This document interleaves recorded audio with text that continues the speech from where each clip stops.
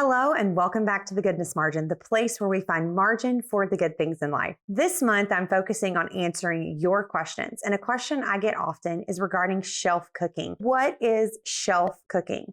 Shelf cooking is simply cooking with what is already on your shelves, what you already have in your pantry, what you already have in your refrigerator. This is something I became really good at during 2020. The way that life just happened to be, we had been really busy, and actually the 2 weeks prior to the shutdown, for various things, we had been out of town. And so when everything started shutting down, I needed to go to the grocery store to purchase food. I wasn't just purchasing to buy a lot of things because of the pandemic. I was literally just trying to find some food for us to eat as a family for the next week. And when I walked into the grocery store, I realized that I was not going to be able to buy a lot of the normal things that I purchased. And so I was kind of forced just to purchase some random things and get home and try to make it work. By doing that, we were just trying to eat what was in our pantry, what was in our refrigerator before we purchased more food. And this really has become a way of life for us. You save so much money by doing this. So today I'm going to share with you 5 tips that can help you become better at shelf cooking. Now, tip number 1 is maybe if you're just getting started and you do want to use a recipe, you can use a recipe for shelf cooking. I had challenged myself last year to only buy groceries once a week. And I remember it was Sunday afternoon, and I was determined that we were not going to eat out. I was going to cook something that I could create out of what I had on hand. And I had some pretty random ingredients on hand. I had broccoli, I had butternut squash, I had chicken, and then in my pantry, I had like rice and couscous. And so I just typed in those ingredients into my laptop and put the word recipe, and this recipe popped up, which I actually have it linked in the blog post that is linked in the comments here. I created this recipe, and it had all of the ingredients, really only the ingredients that I had on hand, and it worked, and it was actually very delicious.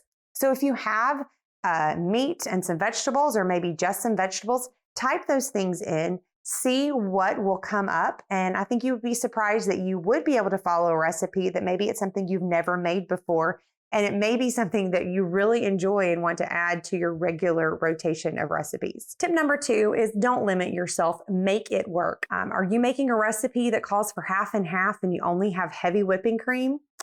Just put the heavy whipping cream in there. It just might make it a little bit richer. Or if it calls for heavy whipping cream and you only have half and half, that probably will work too. Let's say it calls for one type of cheese and you only have another. Substitute things out. The reality is you can make most recipes work with a lot of the things that you have on hand. Tip number 3 is to get creative. It is really amazing the things that we can make when we stop limiting ourselves. My husband and I have been married almost 20 years at this point. And when we first got married, I remember pulling out the cookbooks and laying them all out, and I felt like I had to follow a recipe exactly for every single meal. Those days are gone, and now I will know that we have chicken, we have a couple of things, and I will just sometimes come up with a recipe. Recently, my daughter wanted spaghetti, and we did not have regular spaghetti noodles. I created a spaghetti, which I guess it's not even spaghetti because you aren't using spaghetti noodles, but it was made with a marinara meat sauce. But instead I used orzo, and it was something totally different, but it was absolutely delicious. And I definitely plan on making it again. So get creative.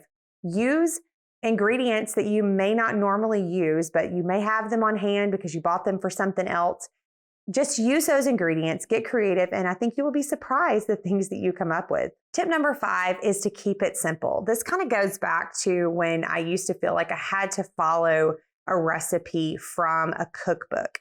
And if we go back 20 years, we did not have the internet in the apartment that we lived in. And so I couldn't just Google stuff. I didn't have a smartphone. I had a flip phone. So I was limited to these recipe books, and some of them had these like extremely complicated recipes. And I think sometimes for dinner time, we think that we have to create this masterpiece, when the reality is you can have a rotisserie chicken and a salad and some potatoes, and you have a nutritious dinner for your family. So keep it simple. Realize that every meal does not have to be complicated. Have a Taco Tuesday and get creative with using leftovers. We love using brisket or leftover roast or rotisserie chicken and just adding some taco seasoning to create tacos out of whatever meat is left over from what we did on Monday night. One of our favorite meals is a salad. Get some salad greens, add some vegetables, some different cheese, create your own salad dressing if you don't have any on hand, just from some olive oil, lemon, salt, and pepper. It's absolutely delicious. And then you can add meat. If you want to make it a vegetarian dish, do that, or add some meat to it. So keep it simple. You can utilize the things that are already in your pantry, that are already in your refrigerator, but sometimes we can overcomplicate dinner. And this makes it difficult when we're trying to meal plan because it seems so overwhelming. So keep it simple. Just create something that is easy for you to make. And I guarantee you that your family is going to enjoy the meals that you are creating.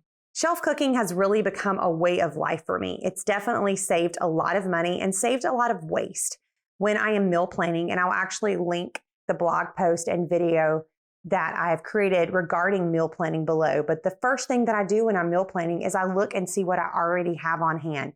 What fruits, vegetables, meats do I already have on hand that I can start there to create my plans for the week? Sometimes I like to challenge myself. How long can I go before I have to grocery shop again? What can I create with the things that I already have on hand? I know that you can do this. I know that you will enjoy it and that you will save a lot of time and money by shelf cooking. Of course, it will definitely add margin to your life for the good things. If you've enjoyed this video, I would love for you to hit the bell so you be notified when the next video goes live, and please subscribe to this channel.